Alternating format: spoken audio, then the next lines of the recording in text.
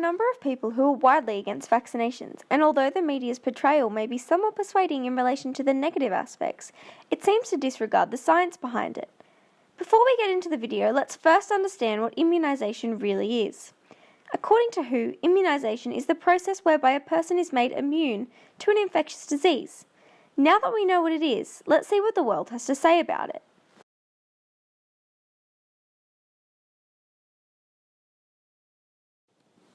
A vaccine is essentially injecting the illness into the person, but the pathogen is depleted.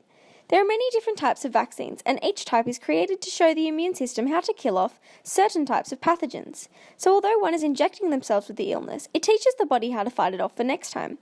There are live attenuated vaccines, inactivated vaccines, and finally toxoid vaccines.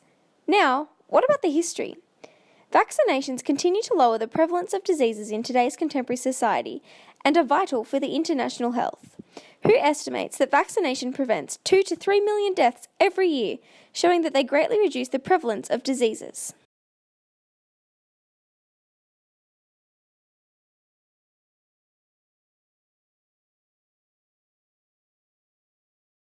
In regards to Jamie's "they don't even work" statement, I thought I would share with you some stories about smallpox, diphtheria and polio, just to get this out of the way. Polio reached its height in 1947, when 7,000 cases of paralysis and more than 600 deaths were recorded in England alone. But a saviour was born. 2 polio vaccines were created. The steady eradication of this disease was evident, but this does not mean that it's gone forever. Diphtheria is a bacteria infection, which was at its worst following World War II.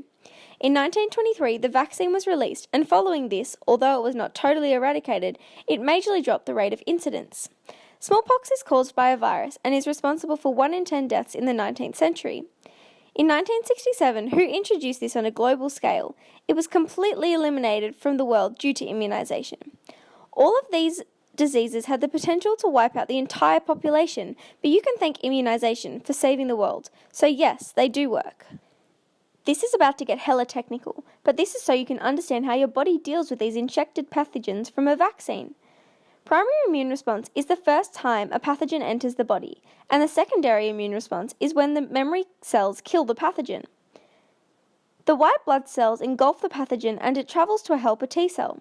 It gives the antigen to the helper T cell with the correct receptor, where it recognizes the antigen and becomes activated.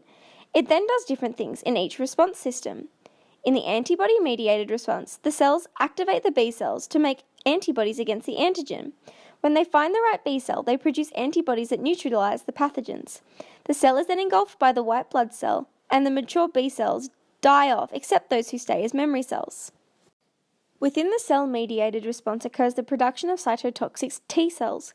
Memory T cells remain in the body to fight off the infection quicker for next time. The secondary immune response is when the person is exposed to the same antigen for the second time.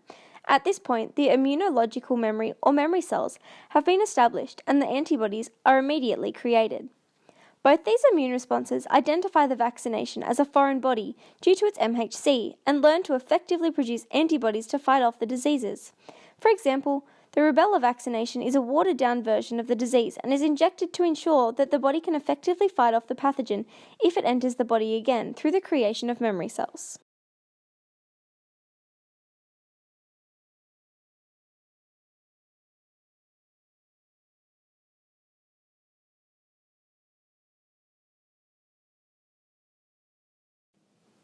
This is somewhat correct in the idea that he doesn't even see the point, and that is because he's completely missing it. Overall society would majorly suffer if everyone adopted the idea that choosing to vaccinate doesn't matter. First of all, the diseases haven't disappeared. Diseases such as polio still exist and have the potential to take out a vast proportion of our population. The image shows that not vaccinating allows a disease to re-flourish, and I definitely don't want to see the results of that.